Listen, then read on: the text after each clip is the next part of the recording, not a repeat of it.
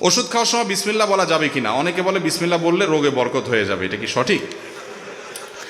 ভাই, ওষুধ খাওয়ার সময় বিসমিল্লাহ বলবেন কিনা, প্রত্যেকটা গুরুত্বপূর্ণ কাজে শুরুতে বিসমিল্লাহ বলবেন। কুল্লু আমরিন যিবালিন লাম ইউবদা বিবিসমিল্লাহি ফাহুয়া আবতার আও আখতা।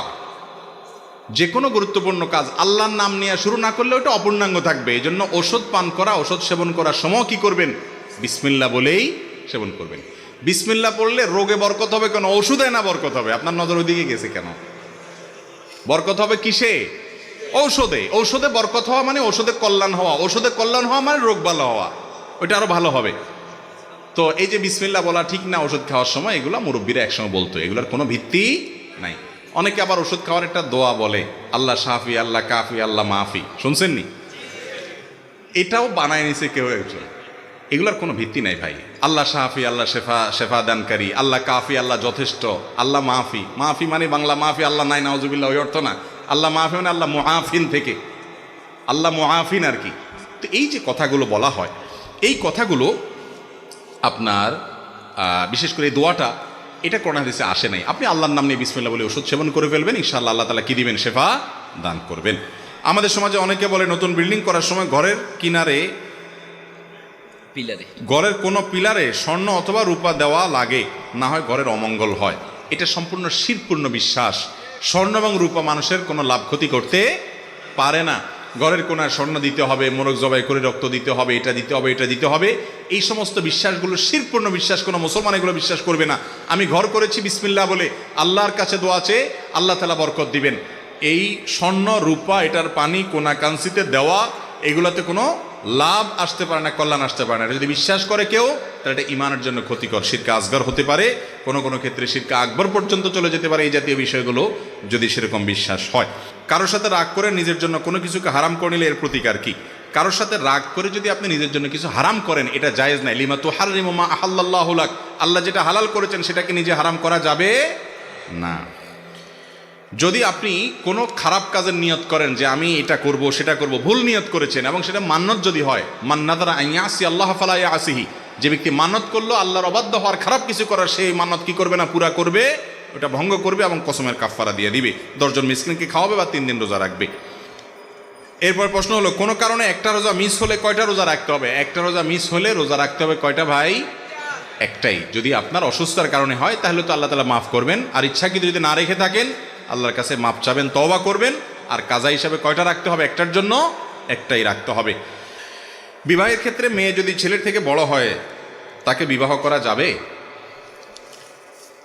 কোনো অসুবিধা নেই। বিয়ের ক্ষেত্রে পাত্রী যদি পাত্রের তুলনায় বয়সে বড় হয়, তাতে বিয়েতে কোনো অসুবিধা নাই। সচরাচর বা সাধারণ সমবয়সী বা বয়সে একটু ছোট এইরকম মানুষগুলো বিবাহ করাই হলো আদাহ, এবং এটাই হলো নিয়ম। যদি কেউ এর ব্যতিক্রম করে, ব্যত্যয় করে, তাতে বিয়ে হয়ে যাবে, কোনো অসুবিধা নাই। আমাদের প্রিয় নবী সাল্লাল্লাহু আলাইহি সাল্লাম খাদিজা রাদিয়াল্লাহু তাআলা আনহাকে যে বিয়ে করেছিলেন, তখন তার বয়সের চাইতে আম্মাজান খাদিজা রাদিয়াল্লাহু তাআলা আনহার বয়স ছিল বেশি। অতএব সেখান থেকে বোঝা যায়, নিজের চাইতে বা পাত্রের চাইতে পাত্রীর বয়স বেশি হলে বিয়েতে কোনো অসুবিধা নাই। এসব বিষয়গুলোকে আমরা অনেক সময় অনেক বড় করে দেখি, এত বড় বিষয় না। হ্যাঁ, সচরাচর বা স্বাভাবিকভাবে সমবয়সী বা একটু নিজের চাইতে বয়সে কম হলে ম্যাচ করে, সুবিধা হয়, কিন্তু এটা সবসময় জরুরি না। একটু ব্যতিক্রম হলেও কোনো অসুবিধা। আজকাল আমরা এগুলোকে এমন শক্ত বানিয়ে ফেলেছি যে একজন পাত্র উপযুক্ত পাত্রী পেয়েছে, হয়তো বয়সের ডিফারেন্স খুব বেশি নাই, সব দিক থেকে পারফেক্ট আছে, শুধুমাত্র আপনার সমান সমান বয়সের, খুব কাছাকাছি বয়সের, এই অজুহাতে মুরব্বীরা ওই বিয়ে কোনোভাবে হতে দেন না। আছে না নাই? এইরকম বাড়াবাড়ি পর্যায়ে মনে করা ঠিক না। শরীয়ত যেটাকে সুযোগ রেখেছে, যদি সব দিক ব্যাটেবল হয়ে যায়, একদিকে স্যাক্রিফাইস তো করতেই হবে। এই ক্ষেত্রে বয়সের দিক থেকে স্যাক্রিফাইস করার মানসিকতা থাকা উচিত। আমরা আসল দিকটা দেখি না, সব নকল দিকটা দেখি। আসল দিক কোনটা ভাই? আসল দিক হলো পাত্র হোক আর পাত্রী হোক, আর তার দিনদারি, তার মনুষ্যত্ব, তার মানবিক গুণাবলী, সে আল্লাহকে চিনে কিনা, আল্লাহর সাথে তার কানেকশনটা, লেভেলটা কিরকম, সে মুত্তাকি কিনা, পরহেজগার কিনা, তার খুঁটাটা কোরআন হাদিসে বাঁধা আছে কিনা। যদি থাকে তাহলে এর চাইতে বেটার পাত্র পাত্রী আল্লাহর জমিনে আর হতে পারে না। চেহারার দিক থেকে, বয়সের দিক থেকে, অর্থকড়ির দিক থেকে, অন্য সমস্ত দিক থেকে স্যাক্রিফাইস করে হলেও দিনদারির দিকটা যেন এনশিওর করা হয়। নবীজি সাল্লাল্লাহু আলাইহি ওয়াসাল্লাম আমাদেরকে ওসিয়ত করে গেছেন, ফাজফার বিজাতিদ দ্বীন, তুমি দিনদারিতা দেখে বিয়ে করবা, এই দিকটা দেখে বিয়ে করে জেতার চেষ্টা করবা, তাহলে তুমি সুখী হতে পারবা। আজ আমাদের কাছে এটা হলো সবচাইতে গৌণ।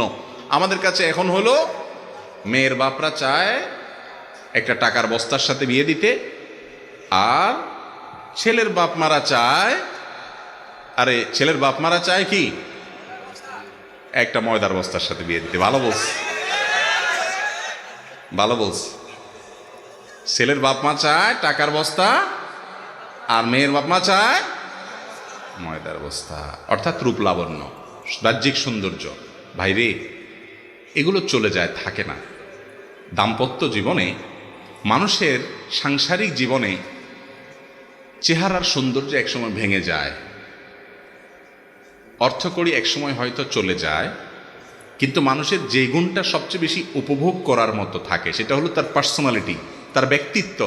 আর একজন মানুষ যখন তার রবকে রব হিসাবে স্বীকার করে, একটা জায়গায় সে আত্মসমর্পণ করে, তার সাথে চলে ফিরে উঠে বসে আপনি শান্তি পাবেন। কারণ সে হারামে যাবে না, আল্লাহর নির্দেশের বাইরে যাবে না, তার একটা ঠিকানা আছে, যার কোনো ঠিকানা নেই, নফসের গোলাম, যা খুশি তা করে। তার সাথে আপনি কোনো কাজ করে কখনো প্রকৃত এবং আসল যে প্রশান্তি সেটা অর্জন করতে পারবেন। এই জন্য দিনদারিটাকে প্রাধান্য দেওয়া উচিত।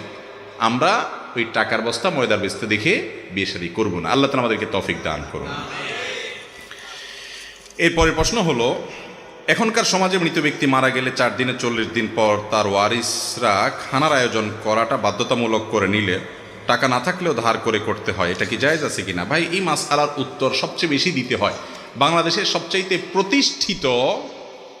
সবচেয়ে প্রতিষ্ঠিত বিদআতগুলোর ভিতরে একটা হলো এটা, যে কোনো মানুষ মারা গেলে, যে ব্যক্তি মারা গেল, তার ওয়ারিসরা, তার ছেলে মেয়েরা, আত্মীয় স্বজনরা এলাকাবাসীকে 3 দিন, 7 দিন, 40 দিন, বিভিন্ন দিন ফিক্স করে ওই টাইমটাতে মানুষ খাওয়ানোটাকে মৃত ব্যক্তির জন্য জীবিতদের পক্ষ থেকে শরীয়ত সিদ্ধ করণীয় মনে করে, আবশ্যক মনে করে, হাওলাত করে করতেই হয়। যদি না খাওয়ায়, এলাকার লোকজন বলে কি ছেলে মেয়ে রেখে গেল, একটু হাতও ধোয়াইলো না কারো। ঠিক না ঠিক? ভাই, আপনার হাত কি আল্লাহ তাআলা প্যারালাইজড করছেন নাকি আরেকজন ধোয়া দিতে হবে? কেমন কথা এটা? আপনার হাত আপনি ধোবেন, আরেকজন হাত ধোয়াবে কেন? তার মানে খাওয়াইলো না, তাই না? ভাইরা আমার, ইসলাম আমাদেরকে বলেছে কোনো মানুষ মারা গেলে, যে মারা গেল তার ওয়ারিসদেরকে এলাকাবাসী খাওয়াবে। তার ওয়ারিসদেরকে কারা খাওয়াবে? এলাকাবাসী খাওয়াবে। এটাই সুন্নত, নবী সাল্লাল্লাহু আলাইহি ওয়াসাল্লাম নির্দেশ করেছেন। আর আমরা কি করি? আমরা খাওয়াই। কেউ মারা গেলে তাদের মন খারাপ থাকে, রান্না বাড়া করার মতো মানসিকতা থাকে না, একটু খাবার টাবার পাঠাই। কিন্তু 2 দিন 4 দিন, 2-4 বেলা হয়তো একটা ফ্যামিলি 2-5 জন 7 জন মেম্বারকে আমরা খাওয়াই। এরপরে ওই যে 40 দিনের দিন সুদে আসলে পুরোটা উঠায়নি। ঠিক না ঠিক? ভাই, মানুষ মানুষকে কখন খাওয়ায় জানেন? কখন খাওয়ায়? খুশির সময়। বিয়ে করছে, নতুন বউ ঘরে আসছে, খুশির চোটে অলিমা খাওয়ায়। বাচ্চা হয়েছে, নতুন সন্তান আসছে, খুশির চোটে আকিকা খাওয়ায়। ছেলে পাশ করছে, ভালো রেজাল্ট করছে, খুশির চোটে মিষ্টি খাওয়ায়, তাই না? যত খাওয়া খাওয়ির ব্যাপার স্যাপার আছে, এগুলা কখন খাওয়ায় মানুষ? খুশি হলে। আপনার বাপ মারা গেছে, মা মারা গেছে, আপনি চিন্তা করতেছেন যাক জমির ভাগ পাওয়া গেল, বিপদ সরছে, এবার আমি এলাকাবাসীতে খুশির চোটে খাওয়াই। ব্যাপারটা কি এরকম? তাহলে আমি একটা কথা সব জায়গায় বলি, আপনাদেরকেও বলছি, যুবকরা বিশেষ করে, আমরা এখন সবার হাতে হাতে নেট আছে। শ্রাদ্ধ লেখে গুগলে সার্চ দিবেন, শ্রাদ্ধ, তালিব বেসর অফালা আকার দর পরে বড় ধ, শ্রাদ্ধ। এরপরে আপনি গুগলে যে রেজাল্ট আসবে, অনলাইনে যে নেটে আপনাকে যে রেজাল্ট দিবে, সেই রেজাল্টটা আপনি একটু পড়বেন। অনেকগুলো আর্টিকেল দেখতে পাবেন, অথেন্টিক অনেকগুলো সোর্সে। শ্রাদ্ধ বলা হয় আমাদের সমাজের হিন্দু ভাই বোনরা, তাদের কোনো মানুষ মারা গেলে তারা মনে করেন যে ওই ব্যক্তির তরফ থেকে এলাকাবাসী আত্মীয় স্বজনরা যদি না খাওয়ানো হয়, ওই লোকরে স্বর্গে শুধু স্বর্ণদানা দেয় এবং খানা দেয় না, এরকম একটা বিশ্বাস তাদের আছে। সেখান থেকে তারা শ্রাদ্ধ করে। ওই শ্রাদ্ধটারই একটা রূপ হলো আজ আমাদের মধ্যে আসছে, সেটা হলো মুর্দার খাওয়ানি। কথা কি বুঝাতে পারছি? এখানে ওলামা একরাম আছেন, ওলামাজার মাদ্রাসার হজরাত আছেন, ভুল হলে ওনারা আমাকে সংশোধন করবেন। কোনো মানুষ মারা যাওয়ার পরে তার ওয়ারিসরা এলাকাবাসীকে খাওয়াইতে হবে, দিনক্ষণ ঠিক করে বা ঠিক করা ছাড়া খাওয়াইতে হবে।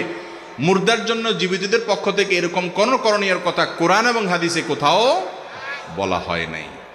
অথচ বাংলাদেশে এই কাজটা না করে উপায় নাই, কারণ ওই যে বলবে যে কেউ হাত ধোয় নাই। এটার জন্য হিম্মত করা দরকার। আপনার বাবা মারা গেছে, মা মারা গেছে, আপনি কি করবেন? গরিবের বাসায় খাবার পৌঁছে দেন, কোনো দিনক্ষণ ছাড়া চাউল কিনে দেন, বাজার করে দেন, অথবা এমনি টাকা পয়সা দেন। কোনো স্থায়ী কাজ করেন, একজনকে একটা টিউবওয়েল কিনে দেন, একজনকে একটা সেলাই মেশিন কিনে দেন, একটা রাস্তা একটু ঠিক করে দেন, একজন গরিবকে কিছু নগদ টাকা দেন, একটা মাদ্রাসায় কিছু টাকা দান করেন, ইয়েতিমখানায় কিছু টাকা দেন, একটা মসজিদের কিছু করে দেন। আপনার ওই বাবার পক্ষ থেকে, মার তরফ থেকে তিনি সব পাবেন। কিন্তু আপনি ভিন্ন ধর্মের মানুষের ধর্মীয় সংস্কৃতিকে একজন মুসলমান হিসাবে গ্রহণ করতে পারেন না। শরীয়ত যেখানে যে ব্যক্তি মারা গেছে তার ওয়ারিসদেরকে খাওয়াইতে বলছে, সেখানে তাদের কাছ থেকে এলাকাবাসী খাওয়া এটা জায়েজ নাই। নাম দেয় গরিব খাওয়ানি, গরিব খাওয়ানি। আসলে কিসের গরিব খাওয়ানি? খাওয়ার সময় বলে এই গরিবরা একটু দূরে থাকো, চেয়ারম্যান সব খেয়ে নেক, তারপরে বা তোমরা আস। এটা কি গরিব খাওয়ানি হলো? এটা গরিবের নামে বড়লোক খাওয়ানি হইল। এটা কখনো ইসলাম আমাদেরকে নির্দেশ করে না। এটার বিরুদ্ধে আমাদেরকে সমাজে মানুষের মধ্যে সচেতনতা তৈরি করতে হবে যে কোনো মানুষ মারা গেল, বেচারারা পেরেশান, কয়দিন যাইতে না যাইতে এলাকায় মানুষ খাইতেছে, মনে হচ্ছে বিয়ে হইতেছে সেখানে। এই কালচারের বিরুদ্ধে আমরা কাজ করবো তো ইনশাআল্লাহ। মানুষকে বুঝাইতে হবে যে এ ধরনের কোনো আনুষ্ঠানিকতা নয়, মুর্দার তরফ থেকে দান করবা, সাদাকা করবা, কোনো দিন নাই, ক্ষণ নাই, পরিমাণ নাই, যার যতটুকু তৌফিকে কুলায় এটা সাধারণ সারা বছরই করবা, এটার জন্য কোনো টাইম লিমিটও নাই। আল্লাহ তাআলা আমাদেরকে বোঝার তৌফিক দান করুন। কোরআন এবং হাদিস অনুযায়ী না চলে মন গড়া কোনো ইবাদত করলে সবের পরিবর্তে আরো কি হতে পারে? গুনাহ হতে পারে। এরপরে একটা বক্তব্য আছে এবং এটা নিয়েও আপনি অনলাইনে সার্চ দিলে দেখতে পাবেন। কলকাতার আনন্দবাজার এবং আরো বেশ কয়েকটা আপনার অথেন্টিক সোর্সে বেশ কয়েকটা আর্টিকেল আমি পড়েছি। গায়ে হলুদের এই যে কালচার আমাদের দেশে হয়, সবাই করেন কম বেশ, বিয়ে করবেন আর গায়ে একটু হলুদ মাখবেন না, এটা তো হয় না। মাখছেন হয়তো, অনেকে মাখছেন, অনেকে মাখবেন। এটার পেছনে একটা বিশ্বাস কাজ করে যে নবদম্পতির তাদের দাম্পত্য জীবন সুখকর হয় শুধু হলুদ না, দুবলা, এটা সেটা অনেক কিছু দিয়া বিশেষ কিছু কাজ করলে, মাখামাখি করলে, কোনো প্রক্রিয়ায় আপনার এই গায়ে হলুদ ইত্যাদি করলে তাতে নাকি নবদম্পতির সুখ হয়। এটা কোনো মুসলমানের বিশ্বাস? মুসলমানের বিশ্বাস না। মুসলমানের সুখ এবং শান্তির মালিক কে? আল্লাহ। গায়ে হলুদের নাম দিয়া ওই অনুষ্ঠানে বেপরদিগি করে, মিউজিকের ছড়াছড়ি করে, হারামের ভিতরে হাবুডুবু খেয়ে আপনি যদি বিয়ে করেন, ওই বিয়েতে দাম্পত্য জীবনের সুখ করতে হবে, ওখানে আল্লাহর গজব তো এমনিই নাজিল হবে। কিন্তু আজ ঠিক বলতেছেন যুবক, আপনি কি পারবেন হলুদ মুক্ত এই অনাচার মুক্ত বিয়ে করতে? সে হিম্মত আছে? তাই বলে মা বাবার সাথে, মুরব্বীদের সাথে বেয়াদবি করার দরকার নাই। সুন্দর করে বুঝায় বলবেন যে বাবারে, আমার গাত হলুদ মরিচ যা মাখা লাগে আমি নিজে মাখবো, বা পুরুষরা পুরুষদের মাখবে, মহিলারা মাখবে। যদি এটাতে বিউটিফিকেশনে কিছু থাকে, যে দেখলে সুন্দর হয়, শরীরটা সুন্দর হয়, বা ত্বকটা ভালো হয় বিয়ে উপলক্ষে, ঠিক আছে করলো। এই উদ্দেশ্যে যদি হয় তাহলে সেক্ষেত্রে ওই যে শরীয়তের সীমানা লঙ্ঘন যেন না হয় সেদিকটা করতে হবে। কিন্তু যেটা হয় গায়ে হলুদের নামে, ভাই কি হয় বলেন? ছেলেদেরকে মেয়েদের অনুষ্ঠানে ছেলে মেয়ের মাখামাখি এবং হারাম মিউজিকের ছড়াছড়ি এবং অজস্র অপকর্মের ছড়াছড়ি, এগুলোর মাধ্যমে দাম্পত্য জীবনের সুখ হয় না, অসুখ হয়, আরো অশান্তি হয়। আল্লাহ তাআলা আমাদেরকে বুঝার তৌফিক দান করুন। অনেকে আবার বলে, এখানে একটা হাদিস নিয়ে আসে, একজন সাহাবী বিয়ে করে আসার পর নবী সাল্লাল্লাহু আলাইহি ওয়াসাল্লাম বলেছেন, আরে তোমার গায়ে কালার দেখা যাচ্ছে, বিয়ে করছো নাকি? বলে হ্যাঁ রাসূলুল্লাহ, বিয়ে করছি। তো এইটা দিয়ে আমাকে অনেকে বলে যে তাহলে বোঝা গেছে বিয়ের সময় গায়ে কালার লাগানো জায়েজ আছে, হলুদে কালার আছে, অতএব সেটা জায়েজ আছে। তো আমি তো বলছি ভাই, কালার হিসাবে যদি আপনি লাগান, হলুদ কেন লাগাবেন? টকটকে লাল মরিচ লাগান, সমস্যা কি? এটা তো আপনার ব্যাপার। কিন্তু এটার ইতিহাস যখন আমরা ঘাঁটি, তখন তো সেখান থেকে ভিন্ন কিছু বলে। মুসলমানের সন্তান তো সেটা করতে পারে না। দুইটা জায়গাতে মানুষ ইসলামকে টানে। আমাদের দেশে মুসলমান দুই কিসিমের। কয় কিসিমের মুসলমান? এটা আব্দুল্লাহ জাহাঙ্গীর রহমানুল্লাহর বক্তব্য। স্যার বলতেন মুসলমান দুই প্রকার আমাদের দেশে, এক হলো সেকুলার মুসলমান, আরেকটা হলো রেগুলার মুসলমান। একটা হলো সেকুলার মুসলমান, আরেকটা হলো রেগুলার মুসলমান। রেগুলার মুসলমান মানে কি? ইন্না সালাতি ওয়া নুসুকি ওয়া মাহইয়ায়া ওয়া মামাতি লিল্লাহি রাব্বিল আলামিন। আমার সালাত, আমার হজ, কুরবানি, আমার উপার্জন, আমার ব্যয়, আমার জীবন মরণ আমার সব কিছু আল্লাহর জন্য সমর্পণ করলাম, আল্লাহ যা বলবেন তা, আমার গোটা জীবন তার কাছে সমর্পণ করে দিয়েছি। এ হলো রেগুলার মুসলমান। আর সেকুলার মুসলমান হলো জুমার দিন মসজিদে যাওয়ার সময় প্যান্ট থেকে টুপিটা বের করে লম্বা করে ভাঁজ করে সুন্দর করে দিয়ে নামাজটা পড়লো, নামাজ শেষে মসজিদ থেকে বের হয়ে টুপিটা এমনি করে খুলে সুন্দর করে ভাঁজ করে প্যান্টে এমনভাবে ভাঁজ করে রেখে দিল, ওইটা টুপি ভাঁজ করা নেই, তার গোটা ইসলামটা ধর্মটা ভাঁজ করে রেখে দিচ্ছে। ঠিক না ঠিক? বলে আপনি কেমনে বুঝলেন টুপির সাথে ধর্ম ভাঁজ করছে? আমি বুঝছি এজন্য যে টুপি ভাঁজ করে সে আবার চুরি ডাকাতি 2 নম্বরে টিন চুরি গম চুরি সব আগের মতো করতেছে। তাহলে সেক্ষেত্রে এই টুপি ভাঁজটা টুপি ভাঁজ হয় নাই, এটা তার ধর্মের ভাঁজ হয়ে গেছে। ঠিক না? ঠিক ঠিক যারা বলতেছি আমরা অনেকে এ রোগের রোগী। আল্লাহ তাআলা আমাদেরকে হেদায়েত দান করুন, আল্লাহ তাআলা আমাদেরকে পরিপূর্ণভাবে ইসলামে দাখিল হওয়ার তৌফিক দান করুন। ভাইরা আমার, তো যে কথা বলছিলাম যে পরিপূর্ণভাবে ইসলামে দাখিল না হওয়ার কারণে এই যে সেকুলার মুসলমান যারা মনে করে যে টুকটাক দড়ি মাছ নাচুই পারে, 2-4 ওয়াক্ত নামাজ কালাম পড়লাম, একটু মাঝে মধ্যে টুপিটা বাঁধিলাম, ঈদগাহে গেলাম টেলাম, একটু পাঞ্জাবি পড়লাম বাস ইসলাম হয়ে গেল, এই টাইপের মুসলমান কখনো আল্লাহর কাছে নাজাতের আশা করা কঠিন। আল্লাহর কাছে নাজাতের আশা করতে পারে রেগুলার মুসলমান, যে নিয়মিত মুসলমান। ঠিক না ঠিক? অতএব এই বিষয়টাকে মাথায় রেখে মনে রাখতে হবে আমার সব কাজ হতে হবে আল্লাহর উদ্দেশ্যে। আপনি জীবনে শুধুমাত্র 2 জায়গায় ইসলামকে টানবেন। আমি বলছিলাম যে আমার দেশে বেশিরভাগ মানুষ অন্য জায়গায় ইসলাম টানে না। দোকান দেওয়ার সময় হুজুর ডাক দেয় কি জন্য? দোয়া করার জন্য, নাকি হালাল হারাম জানার জন্য? কয়জন দোকানদার আপনাদের সোনাগাজীতে আছে যে দোকান করার সময় ওলামাদের মাদ্রাসার একজন উস্তাদকে রিকোয়েস্ট করছে, হুজুর একটু আসেন, আমার এই দোকানটাতে কোন কোন কাজ হারাম হতে পারে, কোন কোন কাজ হালাল হতে পারে, আমাকে একটু ধরাই দেন, বুঝাই দেন, যাতে আমি হারামে না পারি। এরকম লোক ডাকে কি জন্য?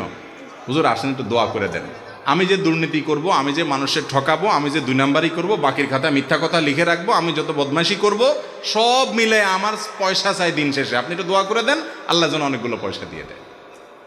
কি বলেন? আল্লাহ দুনিয়ার সব মৌলবী মিলে যদি দোয়া করে আল্লাহ এই দোকানে বরকত দিবে, হারামের দোকানে? কিন্তু আমরা মুসলমানরা সেটা বুঝি না।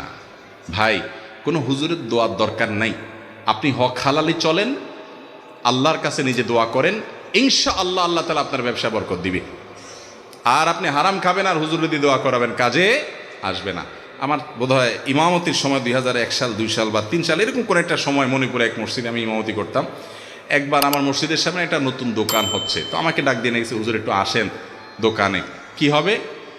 দোকান উদ্বোধন হবে, আপনি একটু দোয়া করে দিয়েন। গেলাম, মানুষজন আছে অনেক, দেখি মিষ্টির প্যাকেট ট্যাকেট আছে, শুধু ধারে আপনার ধরে আপনার তাক সাজানো আছে, অন্য কিছু নেই। আমি বললাম ভাই কিসের দোকান?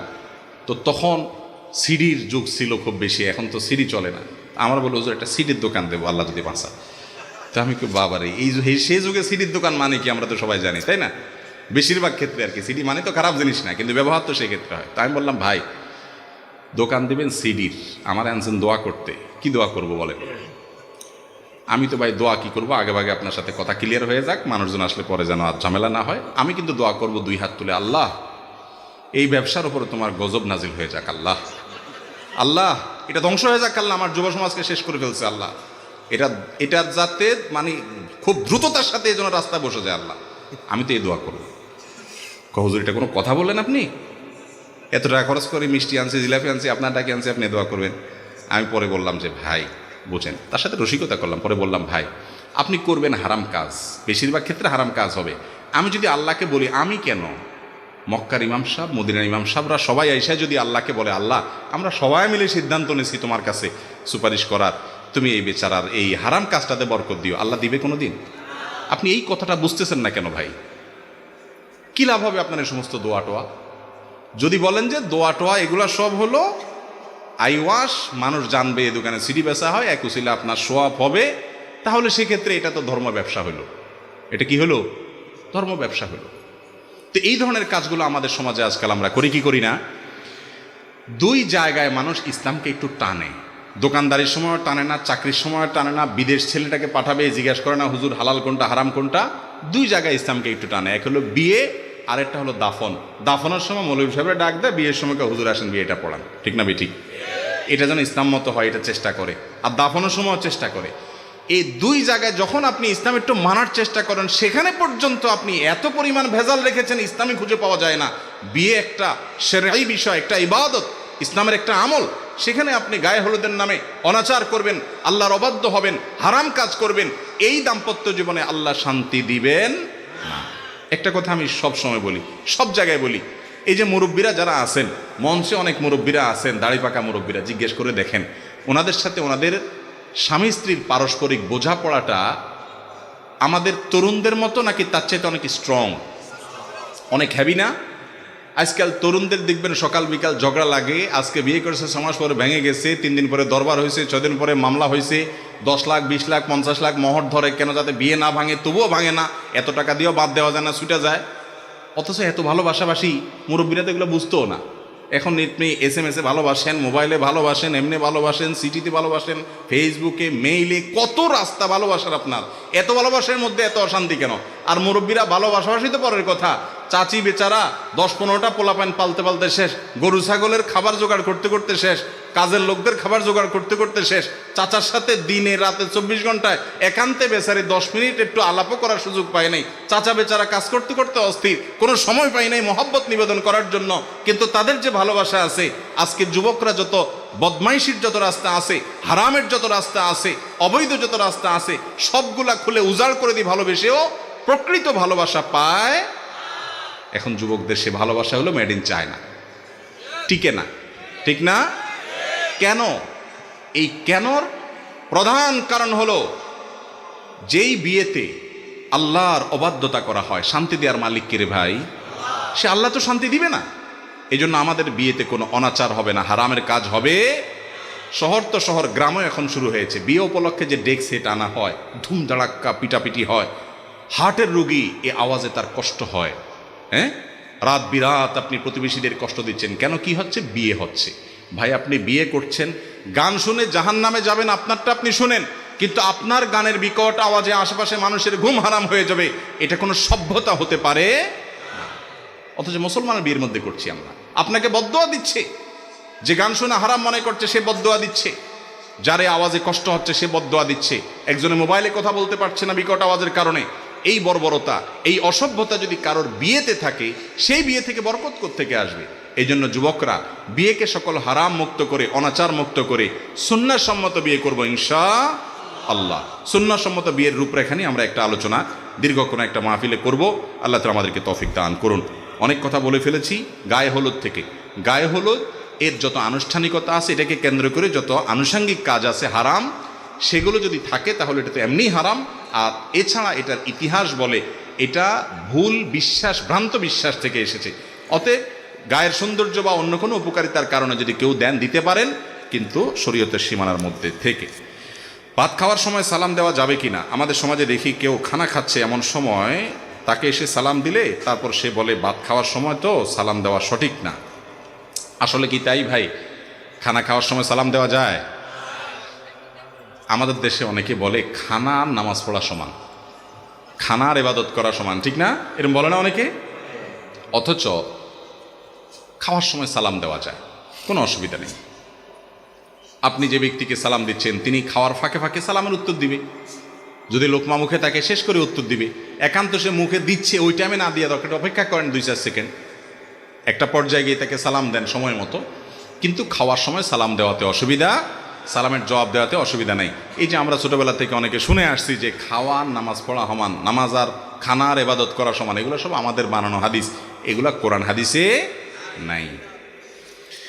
এরপরে প্রশ্ন হলো, মহিলাদের কণ্ঠে গজল অথবা কোরআন তেলাওয়াত শোনা জায়েজ হবে কিনা? ভাই, কোরআন তেলাওয়াত হইতে হবে সুমধুর কণ্ঠে, মিষ্টি কণ্ঠে। আর কোরআন তেলাওয়াতের ব্যাপারে হাদিসে আসছে, লাইসা মিন্না মাল্লাম ইয়াতাগান্না বিল কোরআন, যে কোরআন তেলাওয়াতের সময় সুন্দর কণ্ঠ দিয়ে তেলাওয়াত করে না, সে আমার উম্মত না। এখন মহিলারা যখন কোরআন তেলাওয়াত করবে, তাদের কণ্ঠের সকল সৌন্দর্য তারা দিয়ে তেলাওয়াত করার চেষ্টা করবে, ঠিক না ঠিক? এটাই তো কোরআন তেলাওয়াতের আদব।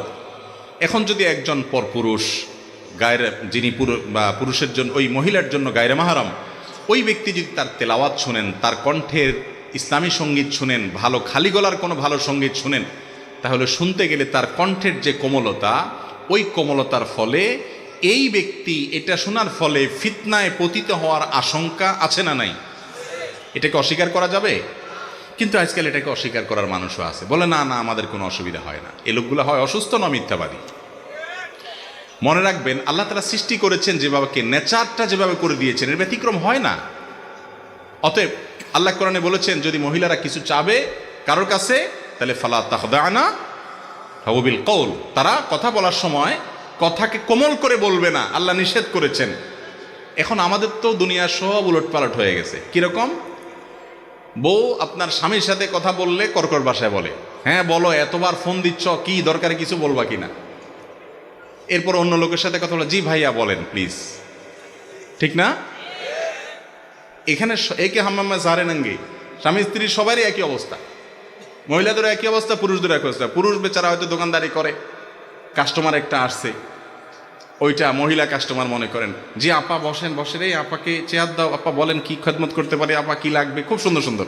একই টাইমে যদি বউ ফোন দেয়, তুমি এত ক্যাশ করো কেন, তোমার কোনো কাজ কাম নাই বাড়িতে, কি বলবা যদি বলো, ঠিক না বেঠিক? অথচ আমাদের সবচেয়ে সুন্দর ব্যবহারটা পাওয়ার কথা আমাদের স্বামী এবং স্ত্রী, জীবন সঙ্গী, ঠিক না বেঠিক? সেই জায়গায় কর্কশ, বাইরে এসে মানুষের সাথে ভদ্র সাজি আমরা, এটা উচিত না। তো কোরআন তেলাওয়াত যদি মহিলাদের কোমল কণ্ঠে আপনার করা হয়, এবং কোমল কণ্ঠে করতেই হবে, ইসলামের সঙ্গীত গাওয়া হয়, সেটা যদি অন্য পুরুষরা শুনে ইসলামের শরীয়তের দৃষ্টিকোণ থেকে সেটা জায়েজ হওয়ার কোনো কারণ থাকতে, একেবারে ছোট বাচ্চা মেয়ে হলো ভিন্ন কথা, ফিতনার আশঙ্কা নেই সেটা ভিন্ন কথা, কিন্তু অ্যাডাল্টের জন্য এটা কি নেয় জায়েজ। কিছু নেক্সুরে তো ধোকা আছে, শয়তান নেক্সুরে তো ধোকা দেয়। কোরআন তেলাওয়াত শুনতেছি মাশাআল্লাহ, অসুবিধা কি? হ্যাঁ, এটা হলো নেক্সুরে তো ধোকা। কোরআন তেলাওয়াত শুনতেছি কিন্তু মহিলার কণ্ঠে পুরুষ শুনতেছেন। আপনি কোরআন তেলাওয়াত শুনতে শুনতে কত জগতে চলে যাবেন, কত চিন্তার ভিতরে ঢুকে যাবেন, আপনি নিজেও টের পাবেন না। ইসলাম আগে থেকে বাদ দিতে বলেছে। আর যারা ইসলামকে পছন্দ করে না তারা বলে সমাজে কোনো দর্শন হতে পারবে না, যুবকরা খুব সাবধান, তবে তোমাদেরকে উস্কানির যত রাস্তা আছে সব আমরা খুলে রাখবো। বিজ্ঞাপনে, বিলবোর্ডে নারীকে আমি বিশ্রীভাবে ঝুলাবো, বিভিন্ন জায়গায় পণ্যের মতো নারীকে আমি উপস্থাপন করব, তুমি নিজের নিয়ন্ত্রণ করো। এ হলো ইসলাম। ইসলাম যারা পছন্দ করে না তাদের সিস্টেম। আর ইসলামের সিস্টেম কি? ওয়ালা তাকরাবুজ জিনা, আগে থেকে চোখের হেফাজত করো, তাতে সমস্যা সমাজের এমনি দূর হয়ে যাবে। আল্লাহ আমাদেরকে বোঝার তৌফিক দান করুন। আমাদের সমাজে অনেক পুরুষকে দেখি তারা স্ত্রীর সাথে ঝগড়া হলে মাথা গরম অবস্থায় 3-4 তালাক দিয়ে দেয়, পরে দেখি তারা আবার সংসারও করে, আবার বলে রাগের মাথায় তালাক দিলে তালাক হয় না। সঠিক কোনটা ভাই? তালাক কি রাগের মাথায় হয় নাকি হয় না? তালাক কি মহব্বত করতে করতে ভালোবাসার চোটে বলে দেয় তোমাকে আমি ওগো 1 2 3 4 5 তালাক দিয়ে দিলাম, কেউ বলে? আরে ভাই, তালাক তো হয়ই রাগে, তালাক তো হয়ই রাগে। যদি রাগের মাথায় তালাক না হয় তাহলে দুনিয়াতে কোনো তালাকই, হ্যাঁ রাগের মাথায় তালাক হয় না। মানে হলো যদি এরকম রাগ হয়, রাগের চোটে আপনার সেন্স নষ্ট হয়ে গেছে, আপনি জানেন না কি বলছেন, এইরকম যদি হয়ে যায়, আপনি কি বলছেন মুখ দিয়ে বাইরে জানেন না, অন্যরা বলতেছে তুমি রাগের চোটে বলে ফেলছো, এরকম যদি হয়ে যায়, কি বলছে সে জানে না, তার এরাদাও ছিল না, ওই রাগের ওই লেভেলে চলে গেলে সে তো পাগলের মতো হয়ে গেছে, তারটা মাফ, তালাক হবে না। কিন্তু আপনি জানেন কি বলছেন, এরপরে বলছেন না আমি রাগ করে বলছিলাম। তালাক এমন একটা জিনিস, আমি বিভিন্ন জায়গায় অনুরোধ করি, আজকেও বলছি, যারা এখনো বিবাহ করেন নাই তারা একটু শুনেন ভালো করে, যারা বিবাহ করেছেন তারাও শুনেন। আল্লাহর ওয়াস্তে দাম্পত্য জীবনে স্বামী স্ত্রীর মধ্যে যত ঝামেলা হোক, যত গন্ডগোল হোক, যত বুঝের অমিল হোক, আর যা করেন না করেন, খবরদার তালাকের কথাটা মুখের বাহির করবেন না। সালাতুন জিদ্দুহুন্না জিদ্দুন ওয়া হাজলুহুন্না জিদ্দুন, নবীজি বলেছেন 3টি কাজ দুষ্টমি করে হেসে হেসে করলেও হয়ে যায়, সিরিয়াসলি করলেও হয়ে যায়, তার মধ্যে একটা হলো তালাক। শয়তান সবচেয়ে বেশি খুশি হয় তালাকে। তালাক এটা যদি আপনি একবার মুখে দিয়ে ফেলেন, এরপরে যদি দুনিয়ার সমস্ত আলেমদের কাছে ঘুরে বেড়ান, তালাক হয়ে যাওয়ার মতো যদি একবার বলে ফেলেন, এরপরে বলেন হুজুর আমি সরি, তালাকটা এটা হয় না, এটাকে বাতিল ঘোষণা দেন, দুনিয়ার সমস্ত হুজুর মিলেও বাতিল ঘোষণা দিতে পারবে? আমার জীবনে কত তালাকের মাসআলা দিতে গিয়ে যে চোখের পানি এসেছে সেটা বলার মতো না। অনেক দেখেছি যুবক, কি সুন্দর যুবক, জুমার পরে দাঁড়িয়ে আছে হুজুর মাসআলার জন্য, অনেক কষ্টে আসছে সাক্ষাৎ করতে। বিস্তারিত শোনার পরে বললাম ভাই তালাক তো যেই পরিমাণ দিছেন সারা জীবনে, তাতে সম্পর্ক বহুত আগেই শেষ, আর ঘর করতে পারবেন না। তখন চোখ দিয়ে পানি ছেড়ে দেয় যুবক, ছল ছল করে, হুজুর কোনো উপায় নাই? না ভাই কোনো উপায় নেই। হুজুর আমি তো লজ্জিত, তওবা করছি। ভাই তওবা করে লাভ নেই। আপনি একটা ছুরি নিয়ে আমার বুকে মেরে দিলেন, আমার প্রাণ বের হয়ে গেল। এরপরে আপনি যদি জিহ্বা কামড় দিয়ে বলেন ও সরি আমার তো ভুল হয়ে গেছে, আমি কি জীবিত হব? তালাকটা এরকম। করজোড় করে বলি আপনাদেরকে, আল্লাহর ওয়াস্তে স্বামী স্ত্রী ঝগড়া হোক, গন্ডগোল হোক, পারলে দুইটা ধাক্কা দেন, অন্য আর দু চারটা কিছু করেন, সীমা লঙ্ঘন করেন না, জুলুম করেন না। মানে রাগের মুহূর্তে একটা ধাক্কা দেন, অন্য একটা বকা দেন, বৈধ বকা দেন। খবরদার তালাকের কথা বলিয়েন না ভাই।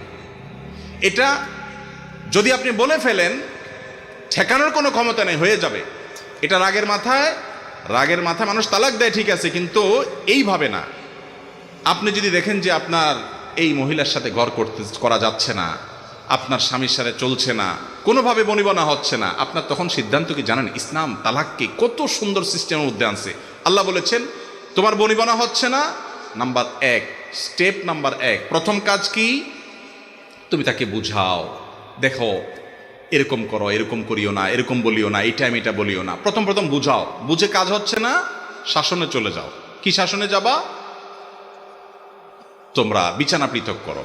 ওয়াহজুরুহুন্না ফিল মাদাজা, রাগ করে বাসার বাইরে চলে যাও, অন্য বাসায় শুয়ে থাকো, অন্য রুমে শুয়ে থাকো, তার সাথে অভিমান করো, দেখো সে সংশোধন হয় কিনা, তোমার দুঃখটা বুঝে কিনা। তাতেও যদি কাজ না হয় তাহলে ফাবাহাসু হাকামাম মিন আহলিহি ওয়া হাকামাম মিন আহলিহা।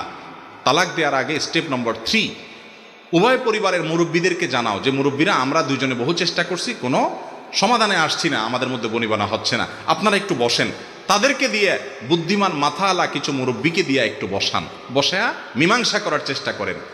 তাতে যদি হয় আলহামদুলিল্লাহ, তাতেও যদি না হয় স্টেপ নাম্বার 4 নম্বর স্টেপে গিয়ে যদি মনে হয় না তালাক ছাড়ার উপায় নাই, এভাবে থাকতে গেলে অশান্তি বাড়তে বাড়তে খুনাখুনি হতে পারে, বিপদ হতে পারে, তাহলে এবার একজন দক্ষ আলেমের কাছে যান, একজন দক্ষ মুফতির কাছে যান, দারুল ইফতায় যান, একজন ভালো বিশেষজ্ঞর কাছে যান, যে বলেন ভাই এই হলো অবস্থা, আমি এখন তালাক ছাড়ার বিকল্প নাই, সিদ্ধান্ত নিয়েছি তালাক নিতে হবে। মুরব্বীরাও বলছেন ঠিক আছে আলাদা হওয়া ভালো, কিভাবে দেব আপনি বলেন।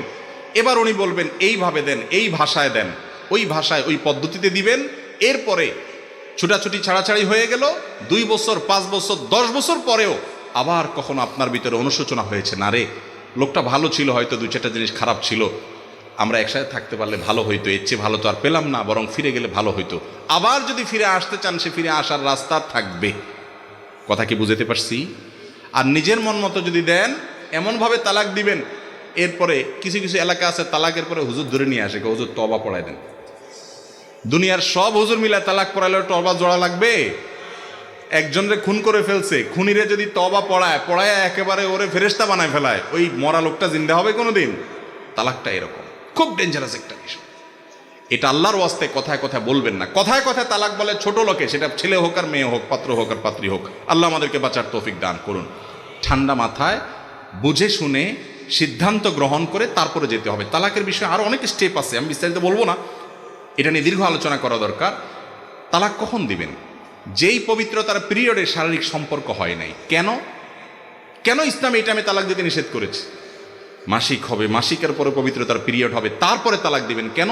যাতে করে একজন পুরুষের পরিপূর্ণতার প্রয়োজন থাকে, যে পবিত্রতার পিরিয়ড গেছে, এরপরে মাসিকের একটা পিরিয়ড গেছে, তারপরে তার স্ত্রীর প্রতি তার যে আগ্রহ আছে, সে আগ্রহটা পূর্ণমাত্রা থাকার পরেও যদি সে তালাকের ডিসিশন নেয়, তাহলে বুঝতে হবে তালাকটা সে বুঝে শুনে তারপরে সিদ্ধান্ত নিয়েছে, বিচক্ষণতার সাথে নিয়েছে এবং ঠান্ডা মাথায় নিয়েছে। ইসলাম চায় যে তালাকটা যেন তেনভাবে নিয়ে না দেয়। আমার ব্যক্তিগত অভিজ্ঞতা বলি, আমার অভিজ্ঞতায় বলে বাংলাদেশের প্রেক্ষাপটে শতকরা হয়তো 90% বেশি হবে মানুষ তালাক দেওয়ার পরে 6 মাস পরে, 2 মাস পরে, 1 বছর পরে, 2 বছর পরে, 10 বছর পরে বেশিরভাগ মানুষ এসে বলে হুজুর আবার একটু একসাথে থাকতে চাচ্ছি, আফসুস করে। কিন্তু এমনভাবে তালাক দেয় যে আর আসার রাস্তা থাকে না। খেয়াল রাখবো তো ইনশাআল্লাহ। আল্লাহ তাআলা আমাদেরকে বোঝার তৌফিক দান করুন। অনেকে বলে দাড়ি রাখতে হলে তার স্ত্রীর অনুমতি লাগে, অনুমতি না নিলে অনেকে দাড়ি রাখে না। এটা কি সঠিক? স্ত্রীর অনুমতি লাগবে দাড়ি রাখার জন্য? দাড়ি রাখার নির্দেশ করেছেন রাসূল আকরাম সাল্লাল্লাহু আলাইহি সাল্লাম। কোরআন হাদিস যদি কোনো কিছুর অর্ডার করে, সেই অর্ডার যদি অ্যাপ্রুভাল করতে আরেকজন লাগে, তাহলে তো এটা কোরআন হাদিসের বড় বস হয়ে গেল, ঠিক না? ঠিক। এক টেবিল থেকে অ্যাপ্রুভাল পেয়ে গেছেন, এখন আরেক টেবিলে যদি অ্যাপ্রুভাল নিতে হয়, তাহলে ওই টেবিলটা এই টেবিলের চেয়ে বড় না ছোট? আল্লাহ নির্দেশ করেছেন, রসুল নির্দেশ করেছেন আফুল্লোহা আর খুল্লোহা, দায় লম্বা করো। এখন যদি আপনি স্ত্রীর কাছে যায় পারমিশন নেওয়া লাগে, তাহলে তো রসুল সাল্লাল্লাহু আলাইহি ওয়াসাল্লাম উপরে রেখে ফেললেন তারে, ঠিক না ঠিক? আল্লাহর নির্দেশে পরে আর কারোর অ্যাপ্রুভাল নেওয়ার দরকার আছে না, রাখতে হবে। এখন কথা হলো, বউকে তো মানাইতে হবে, বুঝাইতে হবে।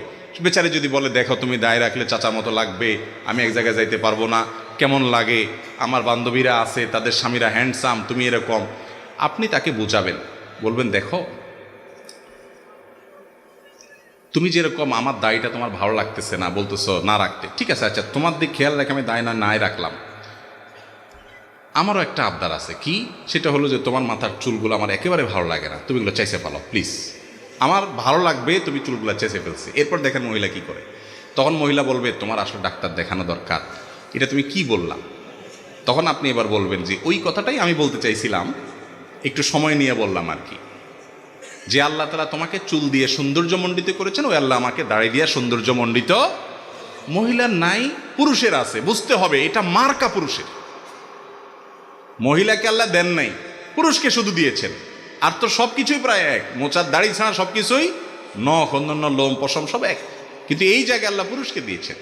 রাখার জন্য হিম্মত করতে হবে। আল্লাহ আমাদেরকে তৌফিক দান করুন। খোলাসা কথা হলো, স্ত্রীর পারমিশন নেওয়া এখনো জরুরি না, আল্লাহ নির্দেশ দিয়েছেন রাখবেন। তবে হ্যাঁ, দাম্পত্য জীবনে এক অন্যকে বুঝাই নেবেন। আমি যে পলিসি বলেছি হুবহু ওইটা আবার অ্যাপ্লাই করতে গিয়ে মাইদুর খায়েন না। আমি বললাম আর কি কথার কথা, স্বামী স্ত্রী খুনসুটি করবে, রসিকতা করবে, আদর স্নেহ করে ভালোবাসা দিয়ে একজন আরেকজনকে বুঝাবে, মিউচুয়াল আন্ডারস্ট্যান্ডিংয়ের মধ্যে আসবে। এরকম একেবারে কাঠখোট্টা কিসিমের হবেন না, আমি দায় রাখছি তুমি ঘর করলে করো না, বাবার বাড়ি যাও, এরকম কাঠখোট্টা টাইপের হবেন না, একটু বুঝাই নেবেন। আমি সেই কথাটা বলছি। আল্লাহ তাআলা আমাদেরকে বুঝার তৌফিক দান করুন। তা আগে থেকে যদি ওই যে 18 বস্তা 9 বস্তা দেখে বউ বিয়ে করে থাকেন, তো আর বুঝায় কি কাজে আসবে? এই জন্যই তো দিনদারি দেখা বিয়ে করতে হবে। অনেক মহিলারা বলে সকালে ঘর ঝাড়ু দেওয়া ছাড়া ও রাত্রে ঘর থেকে কাউকে কিছু দেওয়া যাবে না।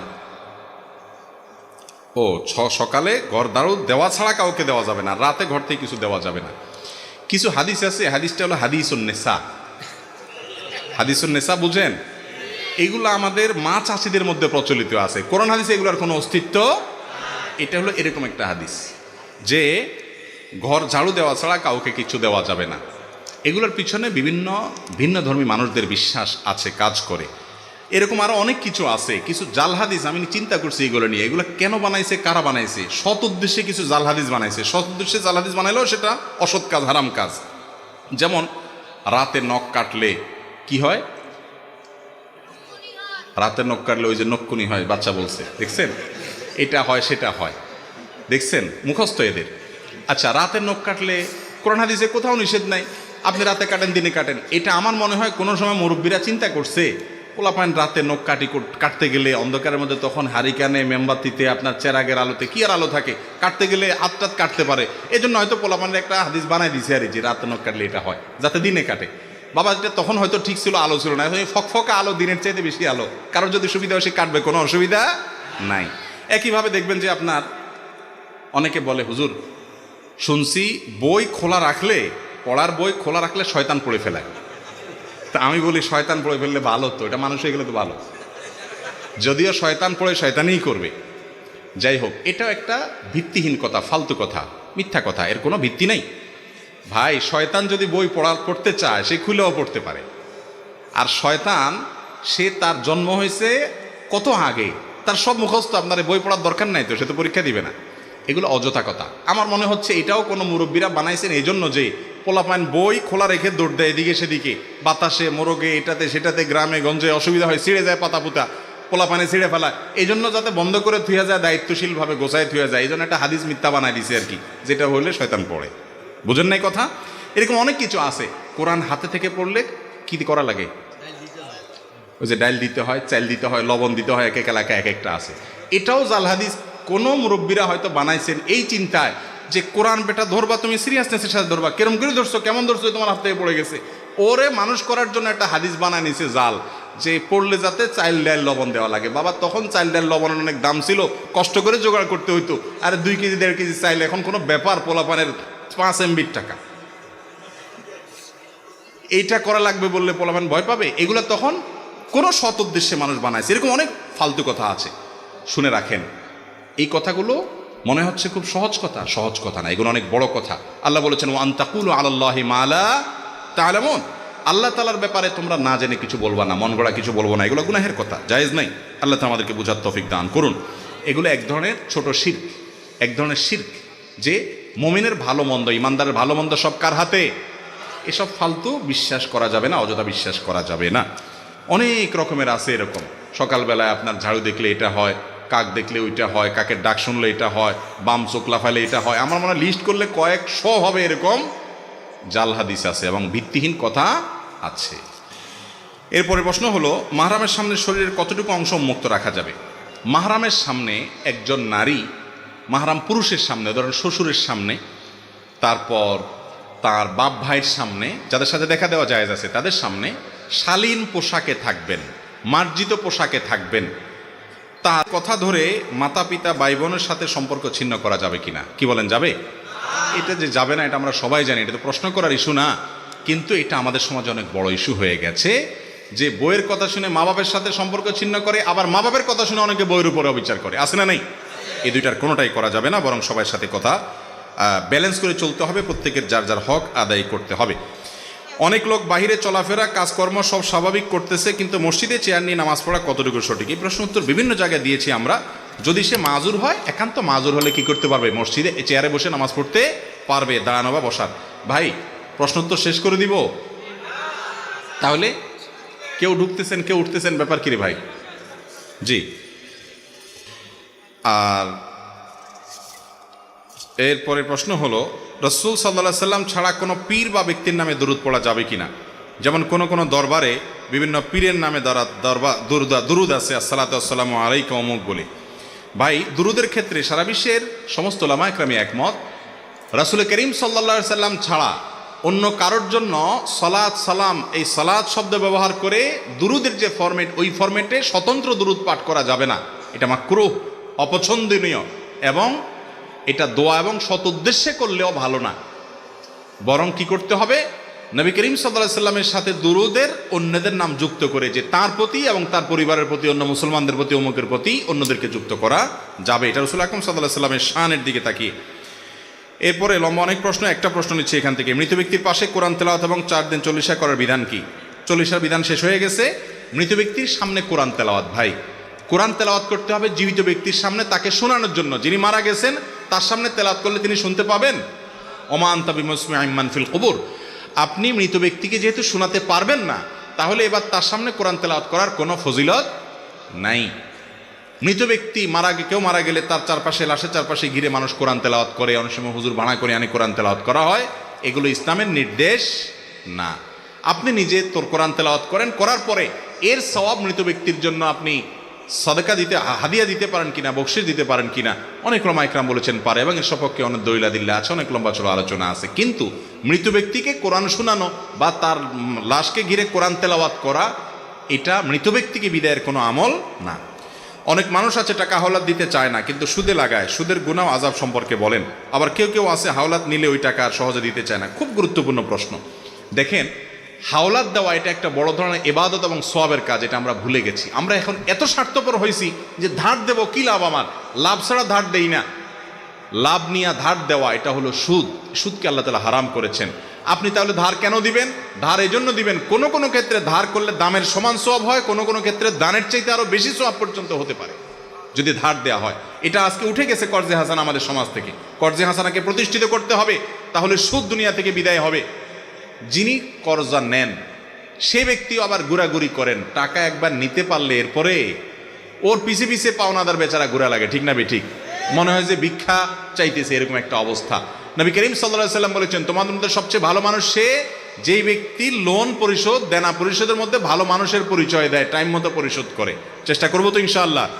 লোন নিতে হবে, কাউকে হাওলাত দিয়েছেন, দেয় না দেয় ভয় আছে, শরীয়ত বন্ধকের সিস্টেম রাখছে, কিছু বন্ধক রাখেন, ওই সমমূল্যের জিনিস রাখেন, যদি সে গড়িমসি করে ওইটা বিক্রি করে টাকা উঠাইতে পারবেন, তাহলে তো সমাধান হয়ে গেল। এই জন্য হাওলাত দেওয়ার সিস্টেমে আমাদেরকে আসতে হবে। এটা দুনিয়া থেকে বিদায় হয়ে যাওয়া একটা ইবাদত। ভালো মানুষরাও আজকাল হাওলাত দেয় না, কারণ স্বার্থ ছাড়া কিছুই করে না। আল্লাহ তাআলা আমাদেরকে বুঝার তৌফিক দান করুন। আমাদের সমাজে চা দোকানে দেখে একজন আরেকজনের পিছনে বদনাম, পরনিন্দা, গীবত করে। গীবতের গুনাহ কি হুজুর? গীবতের গুনাহ তো আমরা সবাই জানি। আল্লাহর কাছে সবচেয়ে জঘন্য পাপগুলোর মধ্যে একটা হলো গীবত করা, হারাম। নিজের আপন ভাইয়ের গোশত খাওয়া, মৃত মরা ভাইয়ের লাশের গোশত খাওয়া যেরকম ডেঞ্জারাস অপরাধ এবং নোংরামি, কোনো মানুষের পেছনে তার সমালোচনা করা সেরকম নোংরামি এবং অসভ্যতা। চা দোকানগুলো বেশিরভাগ ক্ষেত্রেই আমাদের দেশে এটা চায়ের দোকান না, এটা গীবতের দোকান। এটা কিসের দোকান হয়ে গেছে ভাই? শুধু গীবতের দোকান না, এটা একটা ওপেন টকশো। ওপেন টকশো বুঝেন? টেলিভিশনে যেরকম টকশো হয় 2-3 জনে, এখানে ওপেন টকশো হয়, 24 ঘন্টা টকশো চলতে থাকে বিভিন্ন পলিটিক্যাল ইস্যুতে, হাইপোথেটিক্যাল ইস্যুতে, বিভিন্ন বিষয়। ঠিক না ঠিক ভাইরা আমার? আপনি চার দোকানে বহু জিন্দিগি কথা বলেছেন। আব্দুল্লাহ জাহাঙ্গীর একটা কথা বলতেন, রাহিমাহুল্লাহ একটা কথা বলতেন, যে আপনি চা দোকানে বসে 20 বছর 30 বছর ধরে আড্ডাবাজি করছেন এবং বহুত গাল গল্প করেছেন। কি লাভ হয়েছে? 10 টাকার মালিক হয়েছেন? 10টা আমল নামায় সব লেখা হয়েছে, বরং গুনাহ বহুত লেখা হয়েছে। ওই টাইমটাতে নিয়ে নিজের স্ত্রীর সাথে একটু মহব্বতের কথা বলেন, আমল নামা কিছু সব লেখা হবে ইনশাআল্লাহ। কথা কি বুঝাতে পারছি? আল্লাহ তাআলা আমাদেরকে গীবতের ভয়াবহ গুনাহ থেকে বেঁচে থাকার তৌফিক দান করুন। মহারণা দেওয়া ছাড়া স্ত্রীকে স্পর্শ করা যাবে কিনা? মহারণা না দেওয়ার গুনাহ কি? মহারণা দেওয়া ছাড়া স্ত্রীকে স্পর্শ করলে জেনার গুনাহ হবে না বা গুনাহ হবে না, কিন্তু স্ত্রীকে মহারণা দেওয়াটা এটা অবশ্য কর্তব্য, স্ত্রীর হক, অধিকার। যদি না দেওয়া হয়, কিয়ামতের দিন স্ত্রী এটা আদায় করে ছাড়বে, সেদিন কেউ কাউকে ছাড়বে না। এই জন্য মানুষের কাছে, দেনাদারের কাছে, পাওনাদারের কাছে যেরকম আপনি দেনা থাকেন, স্ত্রীর কাছে আপনার দেনা হলো মহরের টাকা। মহর এই পরিমাণ ধরবেন যেটা দিতে পারবেন। 10 লাখ টাকা ধরবেন, 10 টাকা আপনি বেচা যান না, এই মহর ধরা ঠিক না। যতটুকু ধরবেন ততটুকু কি করতে হবে? দিতে হবে। আমাদের সমাজে প্রায় অনুষ্ঠানে দেখি মানুষকে দাওয়াত দিয়ে তারা টেবিল নিয়ে বসে থাকে, পরে 500, 1000, 2000 দেওয়া লাগে। অনেক মানুষ টাকার কারণে দাওয়াতে যেতে পারে না। তা কি জায়েজ আছে? ভাই, কাউকে দাওয়াত দেওয়ার পরে যদি আপনি টেবিল নিয়ে বসেন, তাহলে আপনার চাইতে বাজারের হোটেলগুলো অনেক ভালো। কারণ হোটেলগুলোর সিস্টেম হলো আপনি খাওয়া দাওয়া করেন, যাওয়ার সময় ক্যাশের কাছে আসলে জিজ্ঞেস করে কত হয়েছে, এত হয়েছে, দিয়ে দেন। বেশিরভাগ এরকমই সিস্টেমের হোটেল আমাদের দেশে, তাই না? আর এটা হলো ঢুকার সময় টেবিল চেয়ার নিয়ে, খাতা কলম নিয়ে বসে আছে, ভাই আগে কি আনছেন দিয়ে যান, খানা পরে। ঠিক না ঠিক? আমি প্রায় বলি ভাই, ডাকাতি করার সময় একটা অস্ত্র রাখে, আর এরা ডাকাতি করার সময় চেয়ার টেবিল আর খাতা কলম নিয়ে বসে। বেশ কম এতটুকু। এটা হলো ভদ্রবেশে ডাকাতি। যুবকরা একটু প্রতিজ্ঞা করেন তো, আমার বিয়েতে কোনো প্রকার চাঁদাবাজি চলবে না। আমার বিয়েতে কোনো প্রকার চাঁদাবাজি আমি অ্যালাউ করব, কিন্তু এটা বুকের বল নিয়ে বলার জন্য কিছু পয়সা করে কামাইতে হবে আগে। মা বাপ বলবে 2 টাকা নিজে কামাইতেও পারে না, আবার বাধাও দিবা, তখন ঝামেলা পড়বেন কি পড়বেন না? এই জন্য হক হালালে কামাইয়ের জন্য পরিশ্রম করবেন, যুবকরা পরিশ্রমী হবেন। এর পাশাপাশি আপনি এই অনাচারের বিরুদ্ধে দাঁড়াবেন। ভাই, আজকাল কিছু কিছু দাওয়াত আছে, এগুলো পাইলে মানুষের মন খারাপ হয়, বিশেষ করে মধ্যবিত্ত, নিম্ন মধ্যবিত্তের। অলিমার দাওয়াত দিলে, আকিকার দাওয়াত দিলে, বিয়ের দাওয়াত, এই জাতীয় দাওয়াত দিলে। কেন? কারণ জানে এখানে ফ্যামিলির সবাই মিলে খাইলে নয় 2000-3000 টাকা খাইতে পারবো, এর বেশি না, কিন্তু দেওয়া লাগবে 5000। ঠিক না ঠিক? লস প্রজেক্ট, তার চাইতে চাইনিজে খাওয়া ভালো। তো এই জন্য এরকম কোনো অনাচার করা জায়েজ নাই। চন্দ্র সূর্য গ্রহণের সময় গর্ভবতী মা যদি বাঁকা হয়ে শুয়ে থাকে, ও কিছু কাটাকাটি করে, তার কারণে সন্তানের কি তাই হয়? গর্ভবতী মা যদি চন্দ্রগ্রহণের সময় একটু বাঁকা হয়ে শোয়, তাহলে সন্তান বাঁকা হবে কিনা? ভাই, এই সমস্ত আজগবি বিষয়গুলো আমাদের সমাজ থেকে আলহামদুলিল্লাহ অনেকখানি উঠে গেছে, এখনো আসে। বিশেষ করে চন্দ্রগ্রহণ সূর্যগ্রহণের সময় এই প্রশ্নটা হাজার হাজার মানুষ করে দেখি। চন্দ্রগ্রহণ সূর্যগ্রহণের সময় একজন পুরুষ যদি বাঁকা শুইতে পারে, একজন মহিলাও বাঁকা শুইতে পারবে, কোনো অসুবিধা। একজন পুরুষ যদি কাটাকাটি করতে পারে, মহিলাও কাটাকাটি করতে পারবে। এই মহিলাদের বিরুদ্ধে যত মিথ্যা ফতোয়াবাজি চলে এবং ভুলভাল ফতোয়াবাজি চলে, সূর্য গ্রহণের সময় কোনো কিছু কাটা যাবে না, ফল কাটা যাবে না, মাছ কাটা যাবে না, বা